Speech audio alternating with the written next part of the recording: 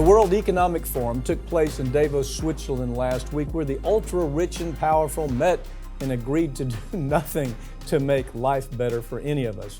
Ring of Fire's Farron Cousins joins me to talk about it. Farron, you have masters, this story's great, masters of the universe. They leave their security bubble, their gated communities, their billionaire gated communities with their armed guards on their jets, and to tell the unclean masses, the mere mortals like me and you, how we should live. They fly in with their jets, armed guards. Extra sex workers, by the way, are flown in just to make sure that all these billionaire types are really happy as they preach to us about how stupid we are, how smart they are, and it's just at this festive environment where they're just talking about basically we're the smartest people on the planet. That's why we're all here in Davos, Switzerland. Right, and I've read so many articles about what Davos, what took place there, but nobody can even seem to answer the very simple question of what is the point?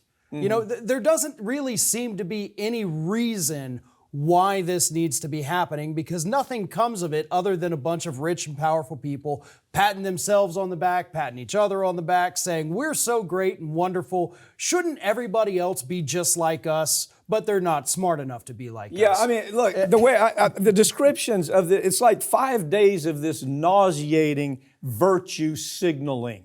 The virtue signaling is, you dumb masses, if you would just be as smart as we are, this would be a better world. And in the process, they're sitting there eating Swiss chocolate, drinking $1,000 champagne, $1,000 a bottle, and they attack all the flaws of what they determine to be the common man. This is nauseating me. This has been going on how many years? I mean, this is where globalism comes from. Yeah. These are globalist, capitalist pigs is what they are.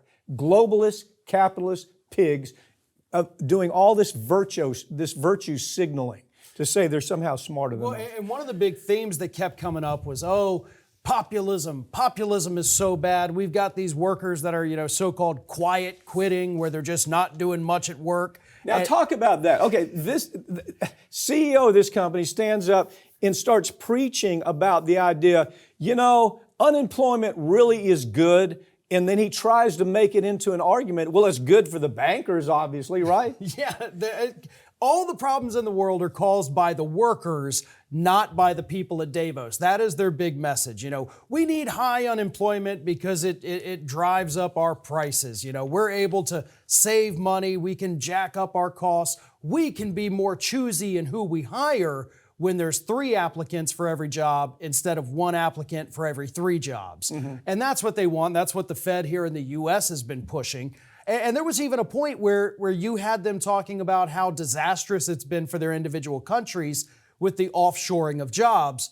And then at the end, they're like, but we're not going to change. They actually said that, we know it's bad, but we're going to leave it in place because, hey, why not? The edge of it comes, the interesting edge comes about the borders, okay? They can't help but talk about the borders because these folks are the people who came up with NAFTA and CAFTA, had Bill Clinton and Hillary Clinton push all that, and then all of a sudden they say, well, we can do better than that.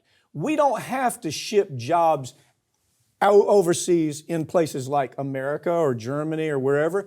We're just going to bring in all these immigrants, and we're going to use immigrant labor the same way that we used to use it when we'd ship jobs over the seas. And it's a better deal, because if we maim them or we kill them or we just ship the body back.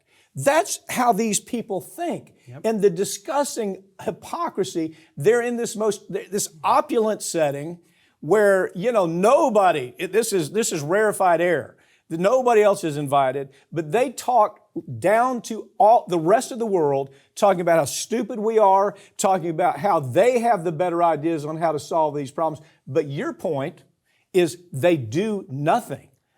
Nothing came out of this, you understand. Yeah. 0 came out of this, other than they all met. Right, and it just strengthens their alliances with one another, because we had plenty of U.S. lawmakers there, Kyrsten Sinema, Joe Manchin, Chris Coons, all Democrats, some Republicans there, but it was the Democrats up on stage agreeing with these horrible things and agreeing to not bring jobs back to America. It was like it was a Democratic gaggle. That's what is so offensive to me. There were a couple of Republicans, but this was a Democratic thing because if you think about it, it started globalism. The big push for globalism is what these people represent, and they want a one world order, as George Soros would say. We want a one world order. The one world order is these hypocrite billionaire elitists trying to tell the rest of the world how we ought to live. It's disgusting to me. And, why not meet in Detroit?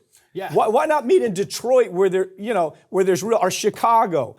Come on down to earth.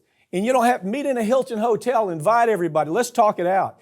No, they all want to meet in their little rarefied air and tell us how stupid we are.